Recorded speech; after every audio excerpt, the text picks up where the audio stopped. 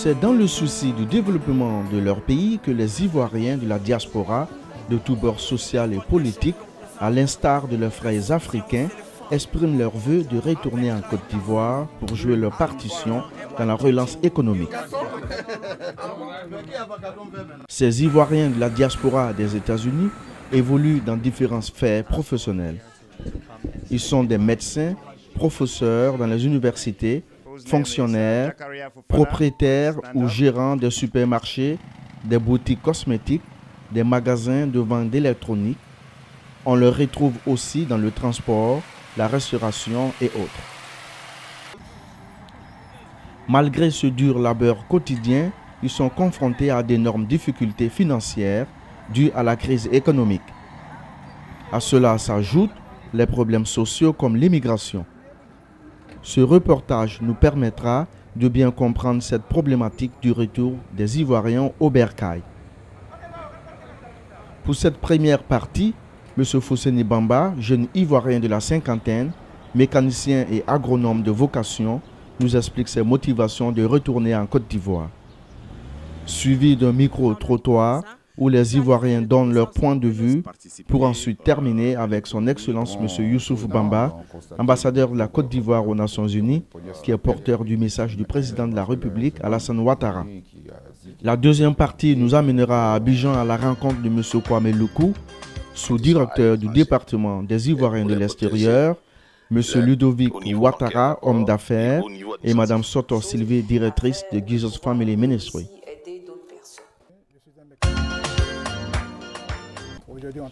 Fousseni Bamba est mécanicien depuis près de 30 ans, mais avait une vocation agronome à son arrivée ici aux États-Unis.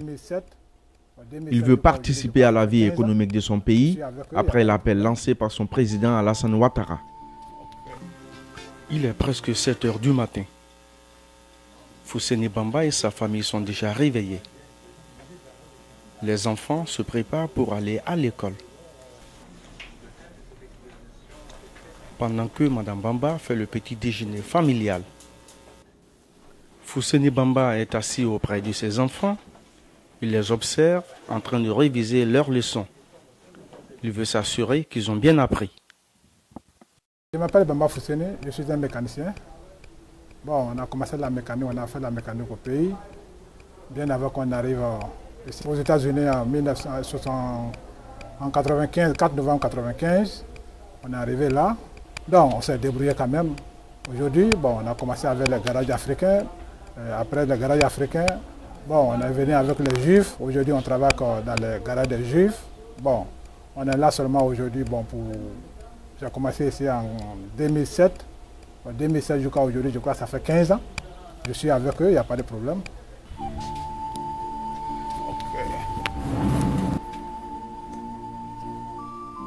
Ok, on arrive le matin.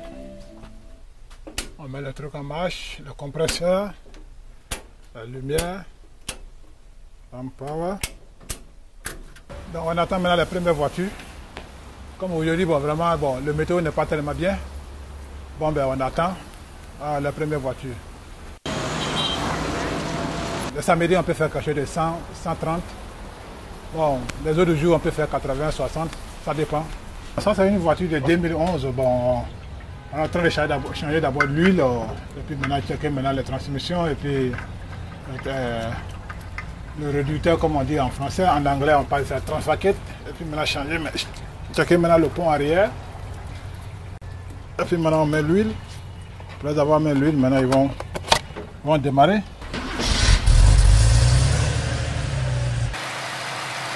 Mais néanmoins, bon, aujourd'hui, bon, on ne se plaint pas. On trouve nos gagne-pain ici.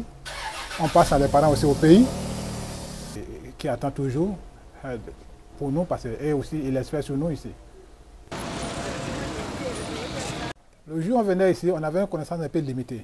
Mais aujourd'hui, on est arrivé ici, on a découvert d'autres choses dans la mécanique et vraiment qu'on n'avait pas vu. Donc, on a assez appris, on est un peu mûr, on peut aller encore au pays, on peut aller injecter ces pays-là là-bas et encore former encore plein d'autres frères, plein d'autres jeunes. La motivation réelle, vraiment pour me retourner aujourd'hui, chacun est bien d'abord, ses choix. Pour le retour, moi, dans mon domaine, je suis un mécanicien. Je peux avoir au moins un garage, je peux avoir chose. Mais j'aime aussi l'agriculture. L'agriculture, c'est mon passion. C'est ce que je veux le faire. Ce que j'ai pris, si ça marche, et que vraiment pour mon installation, bon, je serais préféré me retourner à Odiéné. Odiéné, dans la sous-préfecture de Bako. Donc là-bas, j'ai accès. J'ai accès, même si c'est 80 hectares, j'ai accès à ça. Ce que j'attends de l'État, c'est d'aide. Il faut des machines. J'ai besoin quand même au moins de 4 machines. 80 chevaux, 2 ponts, Fiat. Je dois avoir quand même l'ambassadeur ici pour lui suggérer le problème. Et il va voir ce qu'il va me dire.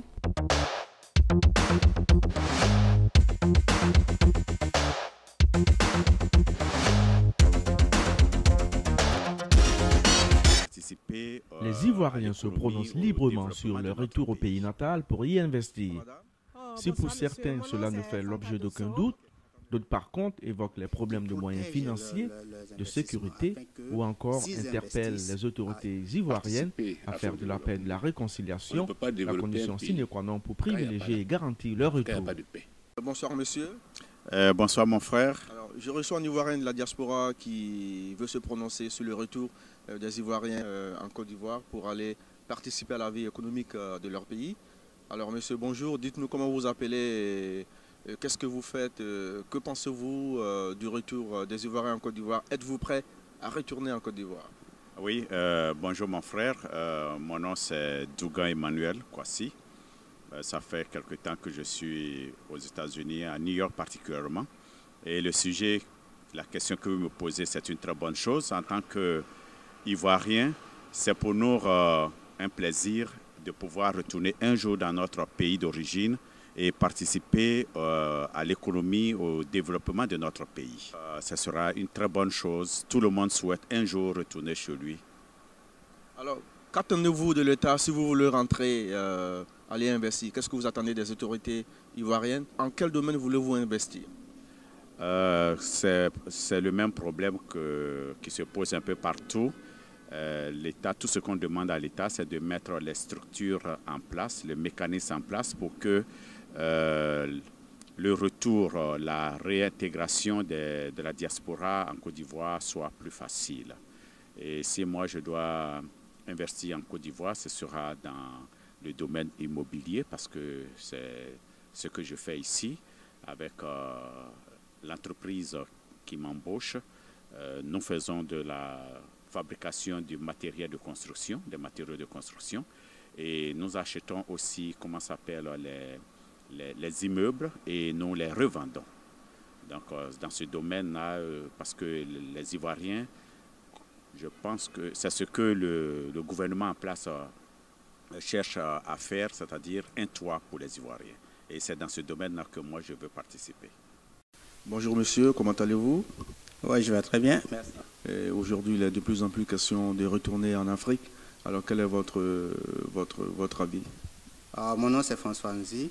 Je suis le directeur fondateur de ce centre qui est Nima Coach. C'est un centre d'encadrement et de soutien scolaire. Concernant votre question, je dirais que c'est une bonne chose que les Ivoiriens retournent. Mais moi, mon avis personnel, je pense que nous devons participer à la reconstruction de notre pays qui vient de souffrir tant. Et si vous voyez les autres grands pays du monde comme la Chine, le Japon et autres, et même la Corée, qui ont démarré un peu le truc et qui sont aujourd'hui des pays émergents, cette force-là ou ce développement rapide s'est reposé beaucoup sur la diaspora. Mais je pense aussi qu'on ne doit pas nécessairement compter sur la première génération d'immigrants que nous sommes. On doit compter plus sur la deuxième génération. qui sont nos enfants que nous avons eus ici. Vous voyez un peu ce qui se passe en Afrique, pas seulement en Côte d'Ivoire, mais dans tous les pays africains. Vous voyez, il y a un problème comment on appelle ça, de personnel, human resource. Nous pensons qu'on doit beaucoup s'accentuer sur les ressources humaines.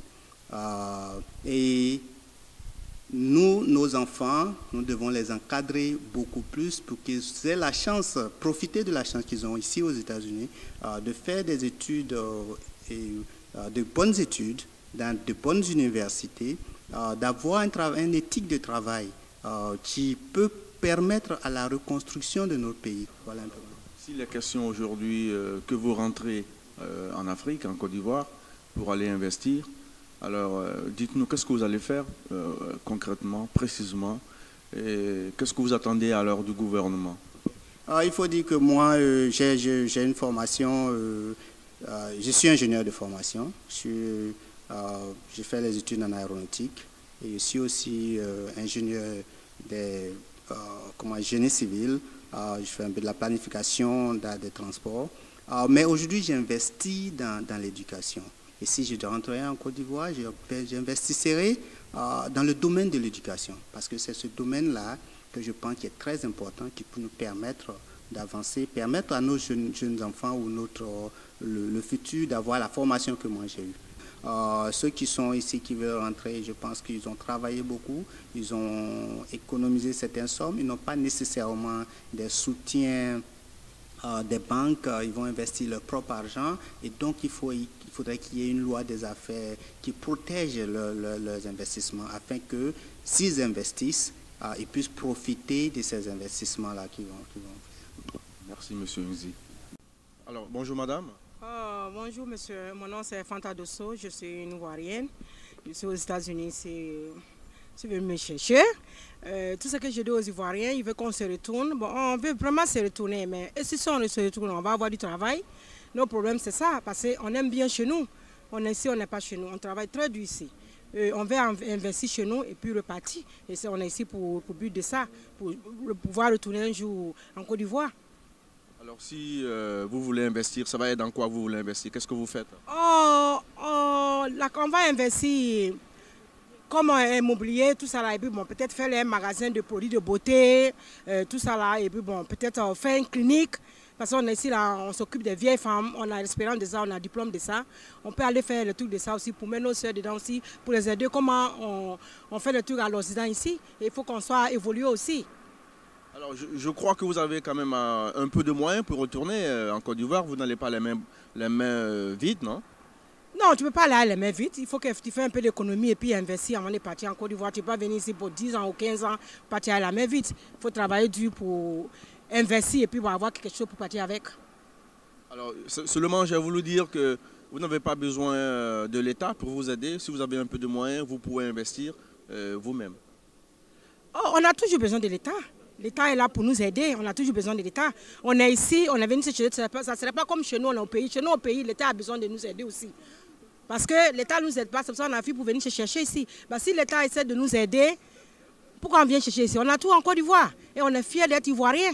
Partout où on va partir, on est fiers d'être Ivoiriens. Je vous remercie. Ok, je te remercie aussi, monsieur. Une bonne soirée et au revoir. Participer à la vie sociale et économique de leur pays. Alors, quel est votre point de vue, monsieur Niaoué? Merci de me donner cette opportunité de m'adresser de donner mon point de vue sur le retour de la diaspora. La diaspora, en fait, a ce souhait-là de participer au développement de leur pays. En particulier la Côte d'Ivoire, comme nous autres, on a envie de retourner. On aimerait aussi que la paix revienne à la Côte d'Ivoire d'abord avant qu'on y retourne. Mais parlant de la diaspora et participer au développement de la Côte d'Ivoire, qui est un point important, tout pays compte cette partie de la population qu'on appelle la diaspora. Et nous, ici, aux États-Unis, nous avons appris beaucoup. Et on aimerait aussi apporter ce petit grain de sel-là au développement de la Côte d'Ivoire. Mais nous sommes un peu bloqués, parce que la sécurité en Côte d'Ivoire n'est pas encore rassurante. Si la sécurité revient, les Ivoiriens vont se bousculer à la porte du pays pour entrer. Donc on demande aux autorités de ramener la paix, la sécurité dans le pays, afin que nous revenions chez nous, participer à la vie, surtout la vie active du pays. C'est notre souhait le plus ardent, l'infini. Alors, quelle est votre qualification? Si vous devez retourner en Côte d'Ivoire, qu'est-ce que vous allez y faire? Bon, je suis de formation aéronautique, mais ce n'est pas dans ce domaine-là que je voulais apporter mon concours. Dans le domaine social, il y a beaucoup que nous pouvons apporter. Et ce que nous avons vu ici, on aimerait que les Ivoiriens en bénéficient. Donc, je ne suis pas dans le domaine du transport aérien, non. Mais dans le domaine social, on a appris beaucoup ici. Et on aimerait apporter ce qu'on a appris ici à nos parents, à nos compatriotes. Voilà. Merci beaucoup.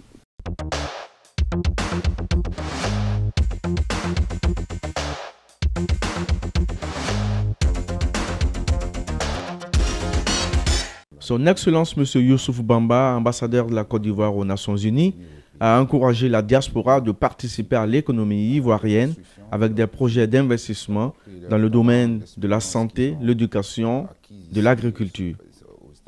Il a alors réitéré la volonté du gouvernement à mettre en place des mesures d'accompagnement pour faciliter le retour des Ivoiriens.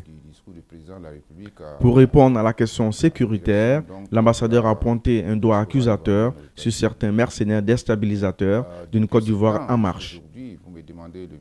Il a rassuré les uns et les autres de ne pas s'inquiéter et les a au contraire exhortés à s'inscrire dans le programme du président Alassane Ouattara qui inclut tous les Ivoiriens sans distinction.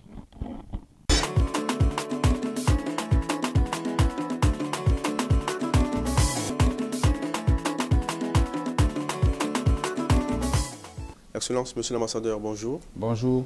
Merci de nous recevoir dans votre somptueux bureau.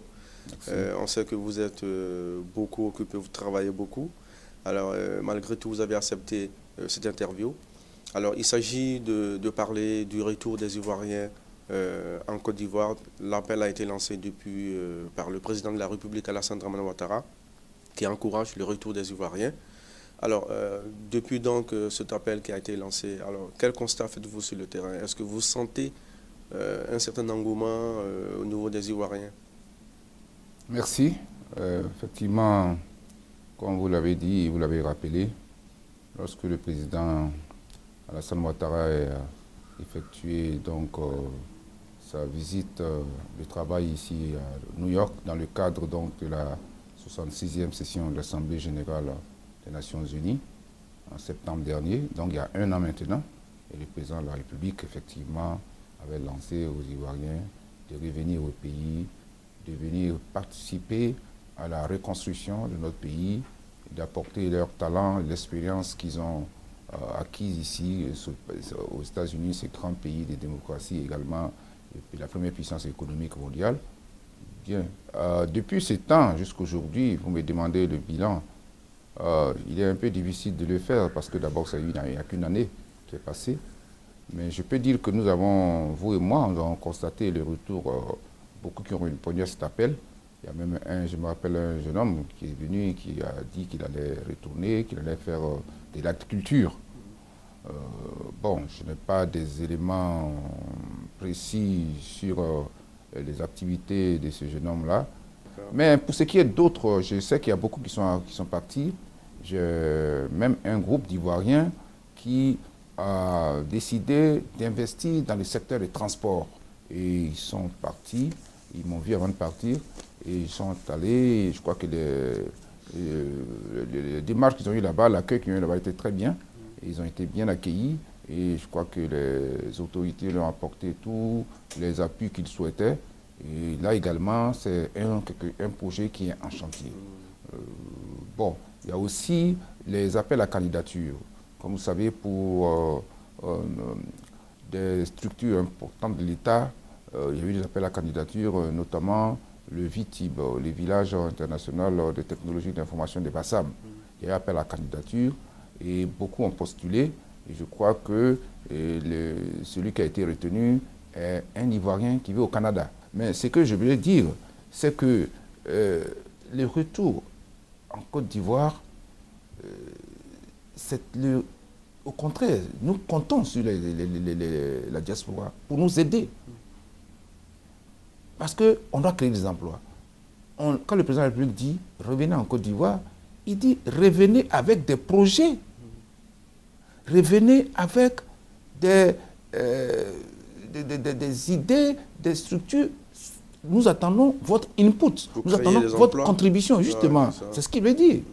Mais vous ne pouvez pas quitter le pays où l'économie la plus importante du monde pour venir demander du travail à l'économie, un pays en développement comme la Côte d'Ivoire. Le suivi d'accompagnement existe. Si vous venez avec un projet qui est porteur, un projet qui est bancable, mais écoutez, le rôle de l'État, c'est de vous introduire pour dire, écoutez, ce jeune homme-là, il vient avec un projet qui est intéressant, voici les éléments et voici toutes les garanties qui cela présente. Donc, apportez-lui l'appui qu'il faut. Ne conseillez-vous pas aux Ivoiriens de s'organiser en association, en groupement, que d'aller rendre disperser individuellement? Qu'est-ce que vous conseillez? Ben, je pense que ça tombe sous le sens. That makes sense, comme dit l'Américain. L'union fait la force. Ouais. Moi, je crois que le groupement. Et là, je peux vous dire que le groupe de jeunes Ivoiriens, ils ont créé une société à capitale. Et ensemble, ils vont pour investir dans un secteur. Et le rôle, justement, ils n'ont pas eu, ils ont eu un bon accueil, comme je dis, ils ont été reçus au ministère des Transports, et ils ont vu avec le groupement, même des transporteurs, et ensemble pour voir comment ils peuvent s'insérer dans ce secteur-là. C'est ce que je souhaite et je conseille aux autres qui veulent faire. Dans l'agriculture, c'est pareil. Vous allez, il y a les associations des secteurs agricoles, par exemple, si c'est l'IVA vous voulez faire, il y a le café vous voulez faire, etc. Il y a aussi la santé, il y a beaucoup de domaines. Voilà, la santé, il y a les domaines de l'éducation même, et tous ces domaines-là existent. Donc il faut aller, la Côte d'Ivoire c'est quand même un pays organisé, et les structures existent, allez, et puis intégrez-vous là-dedans. Et puis surtout, venez avec des projets. On parle aujourd'hui de sécurité. Il y en a qui posent cette condition. Ils disent qu'il n'y a pas encore de sécurité en Côte d'Ivoire. Alors, ils ne peuvent pas donc investir. Quel message vous avez à leur lancer? Il faut dissocier les choses. Il n'y a pas de... Aujourd'hui, la Côte d'Ivoire est une économie qui est très porteuse. Le taux de croissance attendu, c'est de 8%. Et donc, l'investisseur, c'est ce qu'il regarde. Le plan de la sécurité, comme vous le savez, depuis le retour donc, de la paix, l'investiture du président Alassane Ouattara, la formation du gouvernement, les élections législatives, la Côte d'Ivoire est retournée dans la normalité. Mais c'est un processus qu'il faut qu'on consolide les acquis. Et effectivement, la situation sécuritaire est une préoccupation, mais c'est une préoccupation, comme vous le savez, le point de fixation, c'est l'ouest, la région ouest, parce que d'abord c'est une région très difficile au plan topographique et géographique, la forêt dense, l'accès est difficile, et aussi la présence des mercenaires, des miliciens, de façon récurrente. Ça, tout le monde le sait. Et les Nations Unies, même les deux missions, la MINUL, la mission des Nations Unies au Libéria, et l'ONUCI, la mission des Nations Unies en Côte d'Ivoire, coordonnent les activités pour justement apporter les réponses qu'il faut, bien entendu, en concertation avec l'autorité sécuritaire ivoirienne et libérienne pour pouvoir pacifier un peu cette zone-là. Bien sûr, on ne peut pas occulter les dernières attaques qui ont eu lieu en Côte d'Ivoire, notamment les camps d'Akodo et puis certains camps à Boville et tout ça.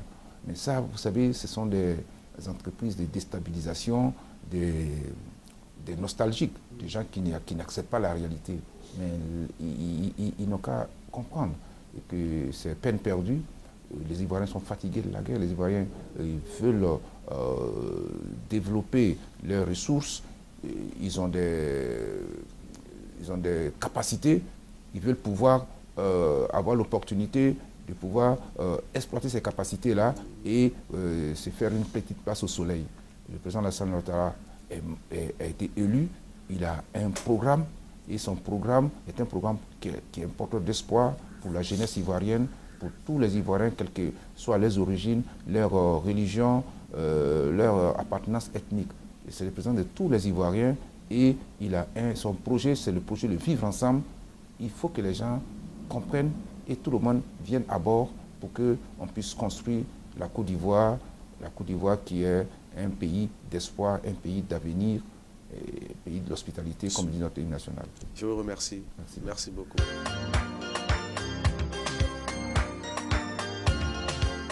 Nous sommes à Abidjan, la capitale économique de la Côte d'Ivoire, à la découverte des Ivoiriens de la diaspora. Pour mieux cerner leur vie, nous avons rencontré M. Kwame Loukou, sous-directeur du département des Ivoiriens de l'étranger, qui nous explique l'assistance que son département apporte aux Ivoiriens de la diaspora. Bonjour M. Karim, vous prenez place s'il vous plaît. Merci. Je m'appelle Kwame Loukou, je suis le sous-directeur chargé de la protection des personnes et des biens au département des Ivoiriens de l'étranger. Bon, comme je le disais tantôt, le département des Ivoiriens de l'étranger a été institué depuis 2001. 2001, dans l'intention de capter, d'une part, les transferts d'argent, la diaspora et pour l'investissement en Côte d'Ivoire.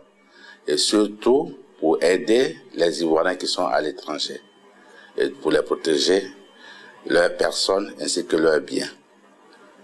Donc voici en quelque sorte résumé le département des Ivoiriens de l'étranger. Notre aide, c'est pas petit, mais ça s'arrête au plan des conseils et des conseils administratifs. Pour le moment, il n'y a pas de budget spécifique qui est prévu pour ce genre d'organisation. Donc, nous ne pouvons que les associer pour bénéficier aussi de leur expérience qu'ils ont vécue à l'extérieur. Lorsque nous faisons, par exemple, les documents concernant les Ivoiriens qui sont à l'étranger, nous les associons à cela. Eux aussi nous appellent lorsqu'ils font leurs conférences, leurs activités, nous appellent, on participe comme on le peut. Donc, ce sont les gens d'aide que pour le moment on donne. Après avoir passé plusieurs années en Belgique, aux États-Unis et en RDC, M. Ouattara Ludovic tourne définitivement la page de l'aventure. Il décide de rentrer en Côte d'Ivoire où il crée quelques petites sociétés sous fonds propres et embauche un personnel de près de 40 employés. M. Ludovic évoque le manque des mesures d'accompagnement par l'administration ivoirienne et des banques. Il dénonce aussi l'absence de l'exonération et les franchises douanières pour ses effets personnels qui constituent un véritable obstacle pour son épanouissement. Nous attendons des facilitations au niveau bancaire d'abord et au niveau administratif parce que tout est un peu difficile, c'est-à-dire pour pouvoir créer une entreprise, il faut faire tout un circuit. Il faudrait qu'on pense à réduire les différentes étapes et puis permettre aussi aux banques de pouvoir accompagner les jeunes opérateurs qui reviennent au pays. Voilà. Donc il faudrait que l'État de Côte d'Ivoire puisse voir cela. Avez-vous contacté l'État pour cela? Oui, plusieurs structures de la place, mais apparemment il n'y a encore rien de clair ni de précis par rapport à cela. Pour preuve, j'ai mes effets personnels qui sont arrivés actuellement. Donc il y a une franchise en principe pour ne rien payer parce que ce sont des effets personnels et c'est un retour définitif au pays. Mais apparemment au niveau de la douane, ça se complique parce que la douane veut mordicus nous faire payer, ce qui n'est pas normal. Parce qu'il n'appartient pas à l'administration de gérer la diaspora, c'est la diaspora elle-même qui doit se gérer. Mais jusqu'à présent, notre diaspora malheureusement n'a pas donné signe de vie dans ce sens. Quand vous voyez la diaspora malienne, c'est au cours de leur conférence nationale qu'ils sont venus voir leur président pour mettre sur pied le Haut Conseil des Maliens de l'étranger. Il en a aussi de même pour le Sénégal. C'est la diaspora sénégalaise elle-même qui s'est levée pour créer cette structure. L'administration est venue après. Malheureusement, en Côte d'Ivoire, ce n'est pas le cas. On n'a pas encore vu ça.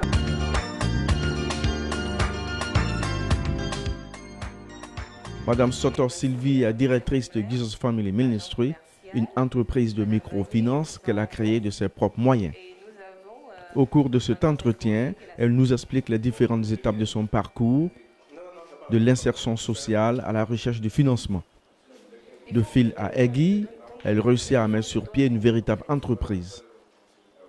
Pour terminer, elle lance un appel aux Ivoiriens de la diaspora et les invite à prendre contact avec sa structure pour leur faciliter le retour en Côte d'Ivoire.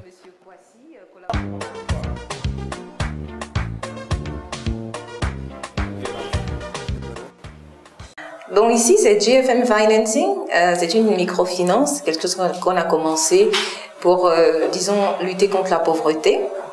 Et ça fait un moment que nous sommes là, ça fait un moment. On a commencé en début d'année. Au début, on était à la Riviera Palmeraie et là, depuis, ça fait quelques semaines qu'on a aménagé à Angré, à la GP. Ça n'a pas été facile, déjà parce que j'ai fait 14 ans aux États-Unis. Donc, quand on rentre, les choses ont changé, tout avait changé. Même la mentalité, la façon de voir les choses, ça n'a pas été facile. Et il faut s'adapter, donc voilà, c'est un peu ça. Et surtout après la crise, vraiment, ça a été très difficile. J'ai vu la souffrance de mes frères et c'est comme ça que nous avons conçu ce projet-là pour vraiment aider et pas seulement donner comme ça, mais il faut pouvoir investir, disons, dans la vie des gens. Il faut que les gens puissent réaliser quelque chose afin de pouvoir eux aussi aider d'autres personnes.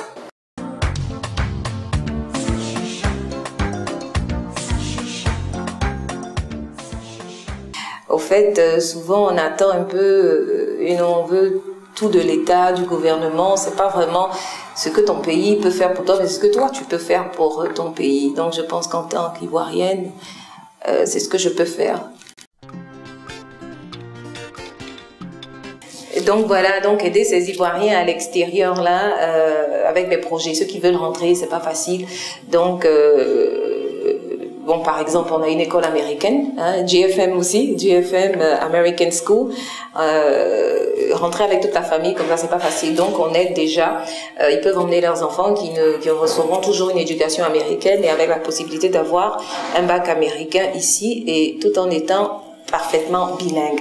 Donc ça aussi, et pendant ce temps, on peut aussi aider les parents, comme je dis, à s'intégrer, à ouvrir des affaires, ou on peut même aider à trouver, en fonction des diplômes, ce qui a été fait là-bas, à trouver, disons, des postes ici. C'est sur cette note de sautant que prend fin cette émission. Nous espérons vous retrouver dans nos prochaines émissions, certainement tournées en Europe, en Asie et dans le reste du monde, à la recherche de la diaspora, les encourager à retourner en Afrique pour y investir afin de faire d'elle un continent dynamique et prospère grâce à la participation effective de toutes ces filles et de tous ces fils à travers les 4 coins du monde.